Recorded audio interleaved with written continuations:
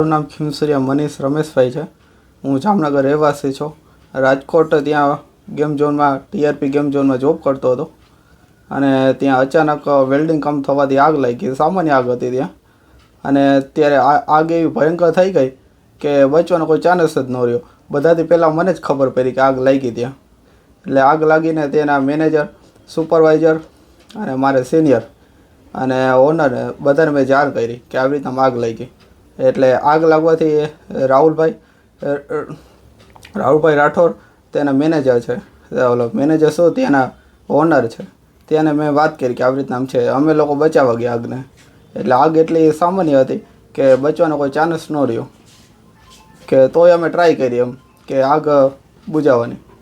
આગ બુઝીને એટલે પછી ત્યાંના ઓનરે મને યુવરાજસિંહ સોલંકીએ મને જે કીધું કે ઉપર કસ્ટમર છે, ત્યાંને કસ્ટમરને ધીરે ધીરે બધાને બહાર લેવો એમ. તો બહાર લેવા ઉપર ગયો તો બધા કસ્ટમરને 20-25 જણાને મેં બહાર કાઢ્યા એમ. ઘણા લોકો સરકતા તેરીને મેં બધાને નીચે લઈ આવ્યો.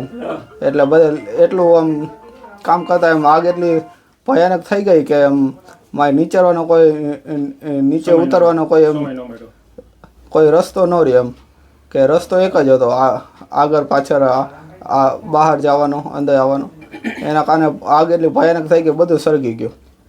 અને આમ એટલે પછી હું બહારના રસ્તે ગયો અને ત્યાં મેનેજર હતા, સિનિયર હતા મારા, બધાને મેં વાત કરી. ત્યાં ઓનર હતા એને મેં વાત કરી કે આવી રીતના આમ છે, મારે નીચે કેવી રીતના આવું.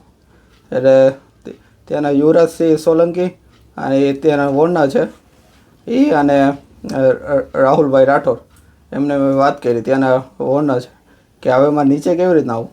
તો એ મને કીધું જો તારે જીવ બચાવવો હોય, તારે બચવું હોય તો અહીંથી કૂદકો મારી જાય કે તો બચી શકીશ. તો કેટલા માળેથી? બીજા માળેથી. અને અંદર કેટલા લોકો હતા?